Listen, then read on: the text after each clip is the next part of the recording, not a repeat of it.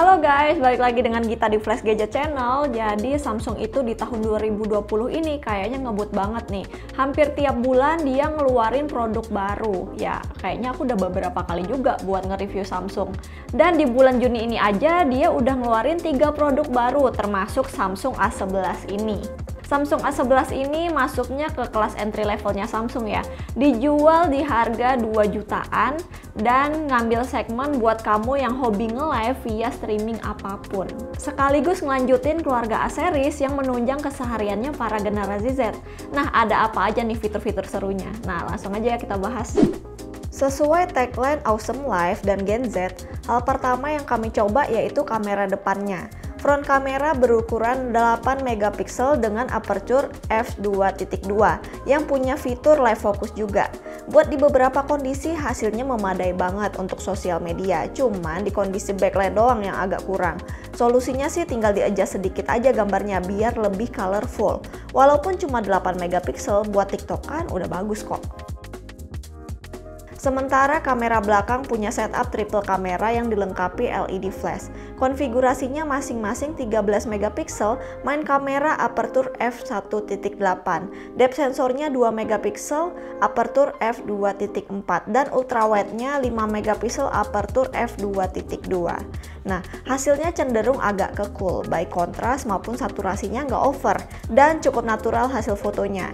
Dalam kondisi menghadap backlight, triknya harus berdiri di sudut yang pas supaya wajah sama backgroundnya bisa tercapture dengan baik.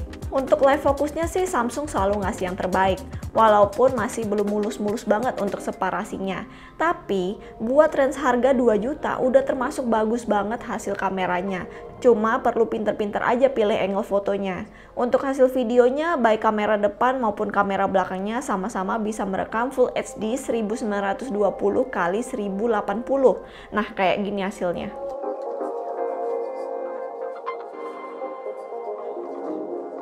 Boleh dibilang Samsung A11 ini punya desain yang paling simple kalau dibandingkan dengan varian A series lainnya. Yang jelas berasa banget entengnya. Tipikal A series banget lah ya, yang memang jualan desain.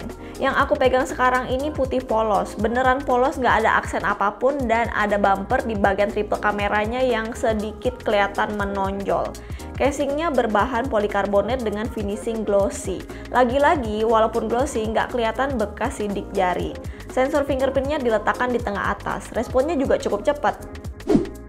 Balik ke bagian depannya, ada layar berukuran 6,4 inci SD+, 720 x 1560 pixel, berpanel PLS TFT. PLS atau Plain Line Switching merupakan layar yang dikembangkan oleh Samsung sendiri. Kualitas akurasi dan hasil warnanya nggak kalah sama IPS, tetap oke dalam kondisi outdoor. Walaupun memang nggak se-oke AMOLED punya sih pastinya. Buat nonton video kayak gini aja udah colorful, mantep lah kalau layar Samsung ini. Layar model Infinity O display kayak gini juga bikin A11 kelihatan lebih kekinian. Walaupun kalau menurutku ya, bezelnya masih kelihatan lebar. Di sini kamu bisa melihat langsung kamera depannya dan earpiece-nya di bagian atas. Dari segi performa, kamu bakal nemuin prosesor Snapdragon 450 octa-core 1,8 GHz yang didampingi RAM 3 GB dan ROM 32 GB. Memorinya sih masih bisa di-expand ya sampai 512 GB karena tersedia triple slot buat dual SIM card dan memori eksternal. Buat sekelas entry level, Samsung A11 punya sustain yang pas buat performa harian. Dalam beberapa contoh nih, kami coba buat main game dan masih memadai kayak PUBG Mobile yang nyaman di settingan smooth high. Di game Mobile Legends jelas lancar banget, grafiknya masih dapat settingan high, dan gameplaynya terhandle dengan baik. Kalau aku tes di Antutu Benchmark, skornya mentok di angka 90 ribuan. Bukan SoC yang cocok kalau mau dipakai buat sekedar gaming. Samsung A11 ini memang lebih cocok buat streamingan. Kenapa? Baterai yang menyokong performanya berkapasitas 4000 mAh. Baterainya ini setelah dites menggunakan PCMark Battery Life mampu bertahan hingga 18 jam. Gila sih, berarti SoC dan softwarenya ini memang dimaksimalin banget, jadi bikin baterainya irit. Coba kalau kamu seorang yang giat di media sosial, pasti HP ini udah cocok banget. Dan ngomongin softwarenya, Samsung A11 ini juga udah dipasangin One UI 2.0 berbasis Android 10. Buat ngirit baterainya lagi, kamu bisa pakai dark mode. Nah, terus buat kamu Gen Z yang butuh fokus pas kerja atau mungkin buat belajar, mode fokus ini ngebantu banget. Buat yang doyan dengerin lagu pakai earphone, fitur Dolby Atmos ini bikin suara yang dihasilin makin asik banget didengerin.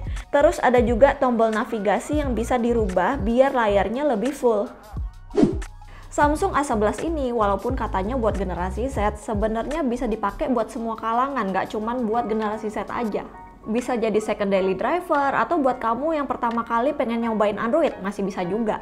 Gen Z yang dimaksud di sini mungkin bukan buat yang kebutuhannya full gaming, tapi lebih ke media sosial atau ke daily routine aja. Karena apa yang disajin Samsung di A11 ini lebih buat ke entry level. Jadinya kalau kalian nyari rekomendasi handphone yang sesuai dengan kebutuhan yang aku jabarin barusan, kalian bisa langsung ke link pembeliannya di kolom deskripsi di bawah. Oke guys, terima kasih banget yang udah nonton video ini sampai habis. Kita undur diri dulu, sampai jumpa di video berikutnya. Dadah!